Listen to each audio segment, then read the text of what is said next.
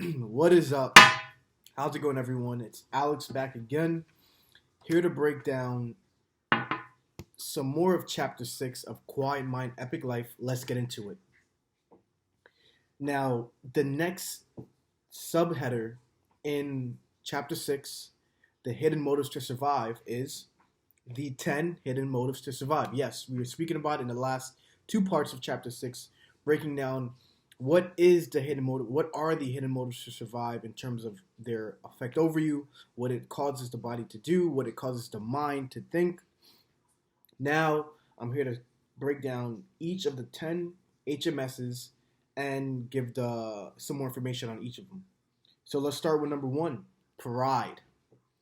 Trying to prove you are more important and trying to be above others. The quality of having an excessively high opinion of oneself or one's importance. Perfect example of that is, let's say you are looking to start a new company, right? For all my entrepreneurs out there, you're looking to start a new company and you start thinking about all the things you got to do to get started.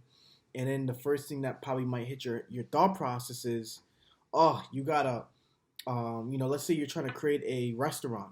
Oh, you gotta start off by cooking the food, but you're more of a CEO kind of person. You're more of the person who manages things. You're too good. You might start to think to yourself, I'm too good to serve the food or to wash the dishes, because it's just you in the beginning.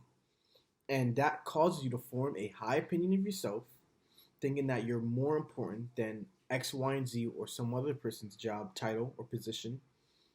And you shouldn't be doing it. And that's a perfect example of pride. Or another example is someone's giving you advice on how to better benefit your life. And they might be younger than you, right? You ever heard someone say, I'm not going to take advice from some person who's younger than me? You haven't lived long enough, okay? That implies that because you've lived on this earth longer, you have a higher esteem of yourself or importance of yourself compared to someone who lives on this earth less of a time than you. And when you release your drunk monkey, you realize that it's not about who's been on this earth longer. For example, I could find a teacher who's been teaching for 50 years, and I could find a teacher who's been teaching for 20 years. And I guarantee you, if you line up all those teachers, you're going to find multiple of them who are crushing it that are only been teaching for 20 years and wipe the boards with a lot of these teachers who've been teaching for 50 years, okay? Experience does not necessarily mean time placed inside of a job. Experience is really your dedication to the craft of whatever subject you're learning and how much experiences you've been able to encounter by putting yourself in that field and getting more comfortable, which allows you to have more knowledge of it.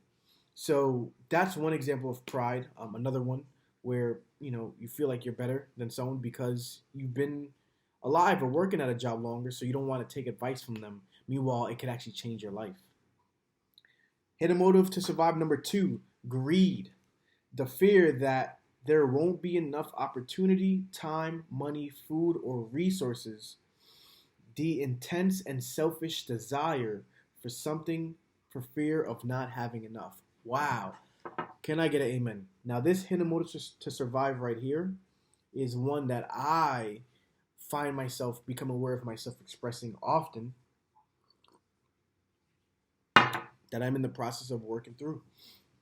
Prime example of this one from my own personal life, I could tell you, is going through the habit of learning when to have excess, when not to have excess for certain things. For example, time. Okay.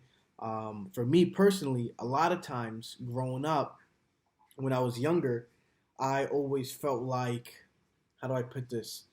I always felt like time was always scarce. There wasn't enough time to do X, Y, and Z. And what that caused me to do was I became very selfish regarding my time growing up when it came to playing games versus doing work. I always wanted to jump towards playing video games. I was a huge, I would almost say borderline addict to video games, but obviously no one does studies when you're a kid on the rate that you, let's just say I was consuming way too much video games than needed for my own good. And my thought process was,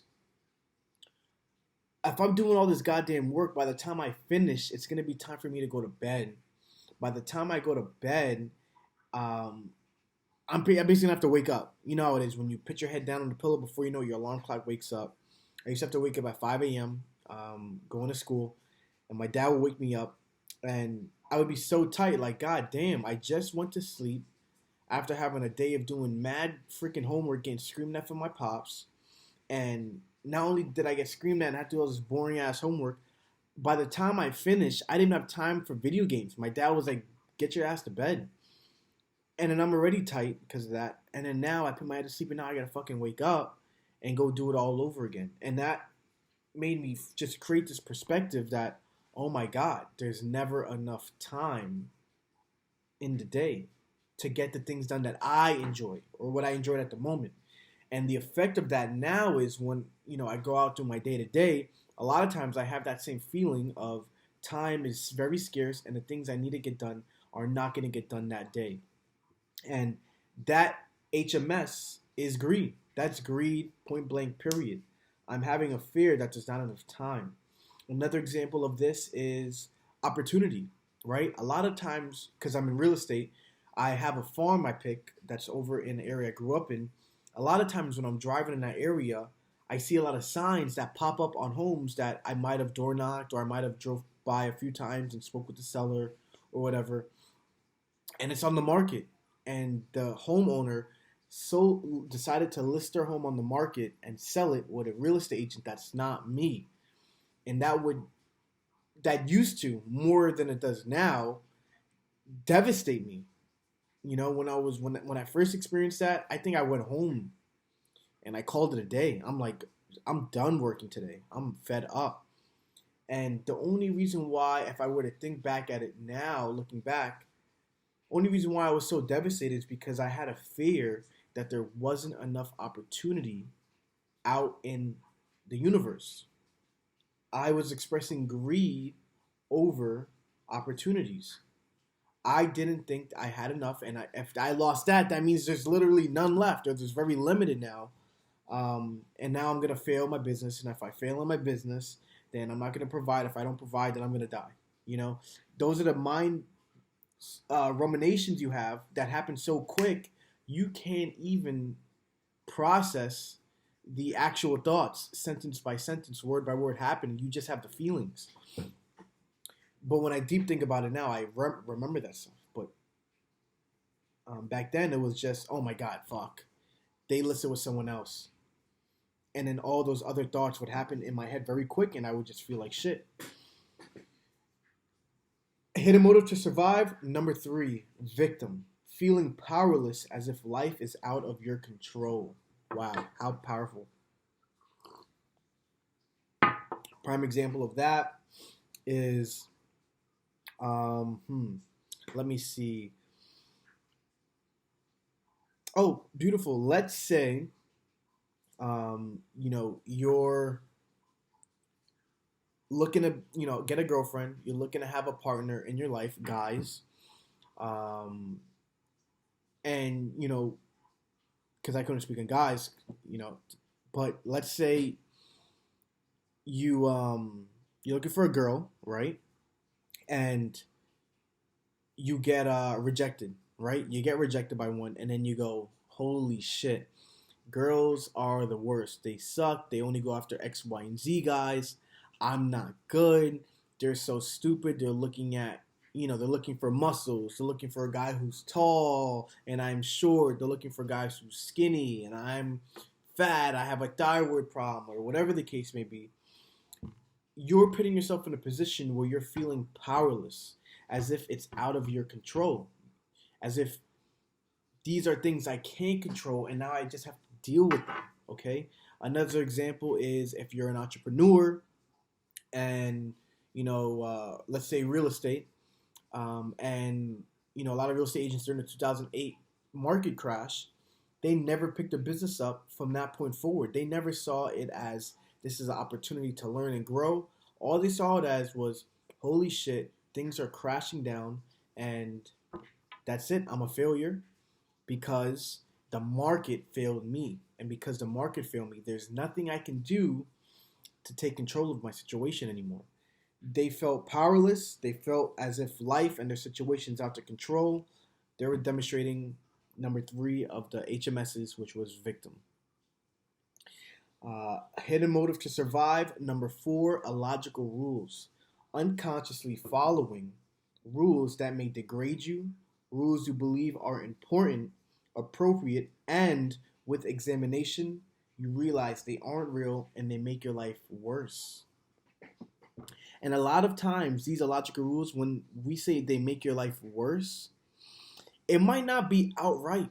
It might not make your life outright worse, like, like an alcoholic drinking, or someone who eats a lot and they don't work out.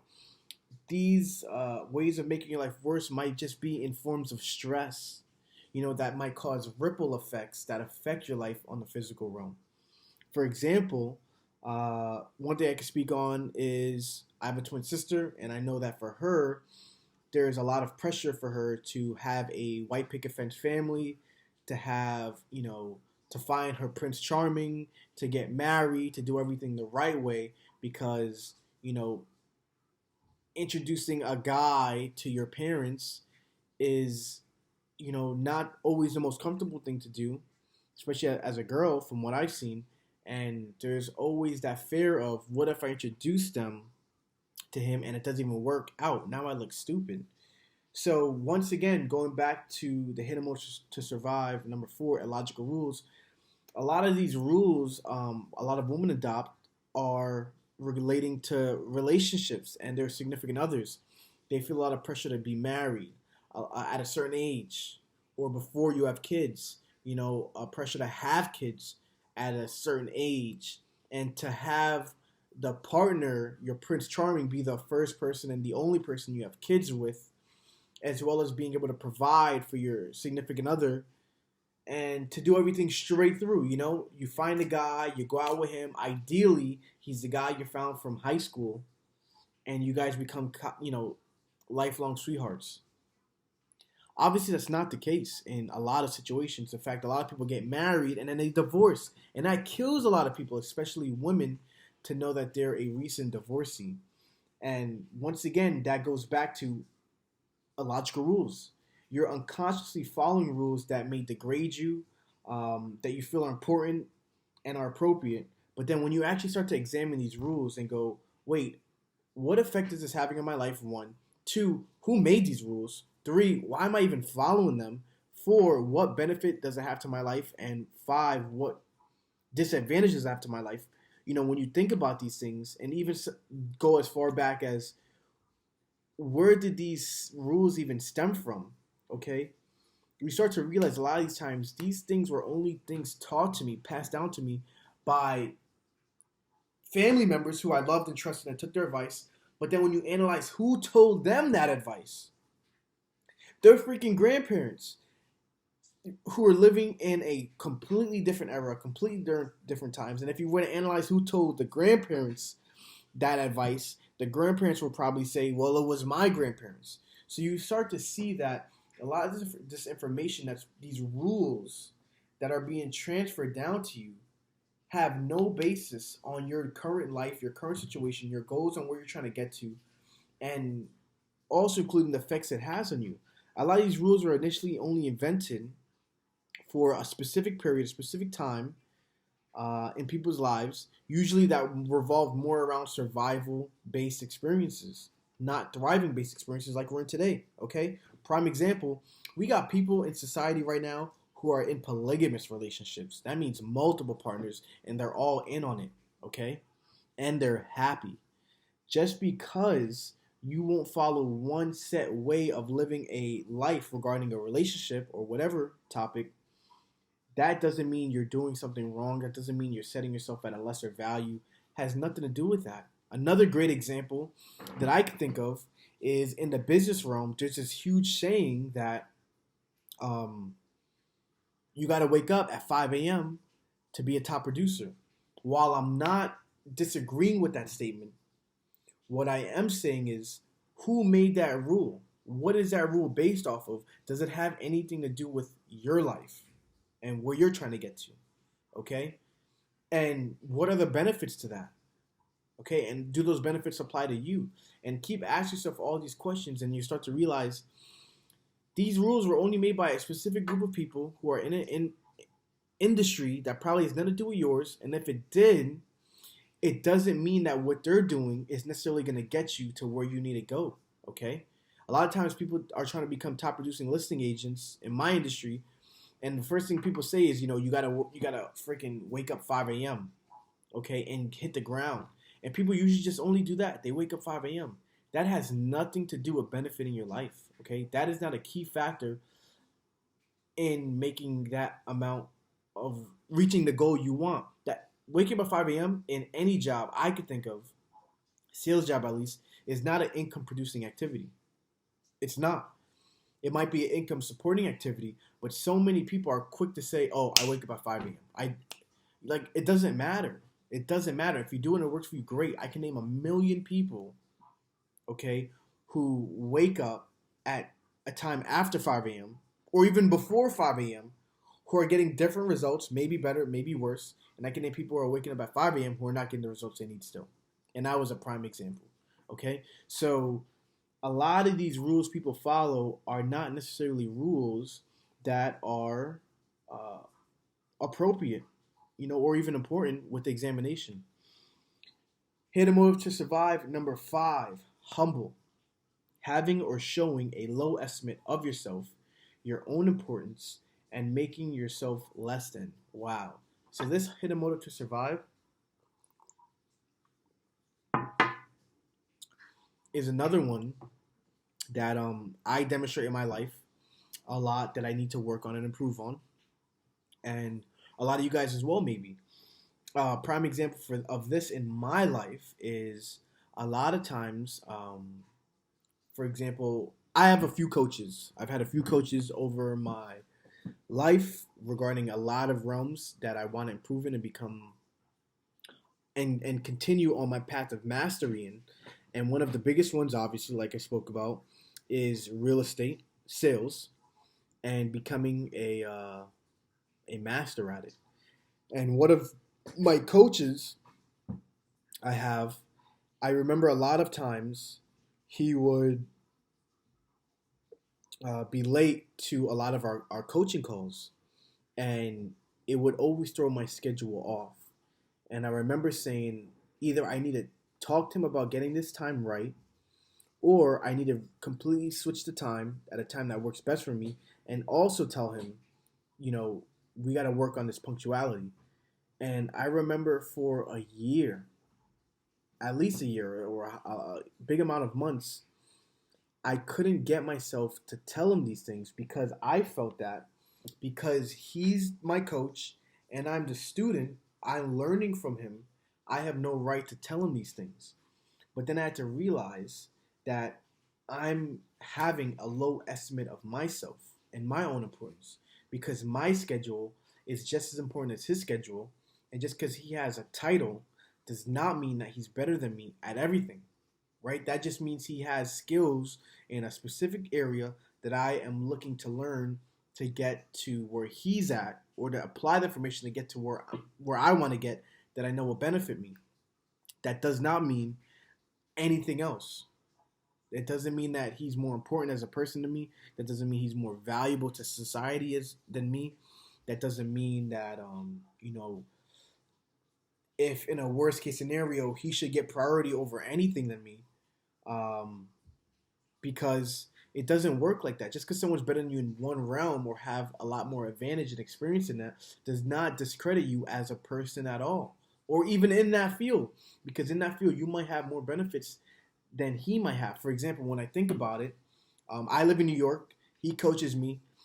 Even though we're both in real estate, I have more knowledge on him than the real estate market in the real estate market in New York than he does about the New York real estate market. Okay, he might know more about business management than I do regarding real estate sales, but I know more about the New York market than he does. Okay, so that just goes to show, just because someone's better than you in one realm does not mean you can find other aspects in your life that you shine stronger in and brighter, and makes you just as worthy as a person.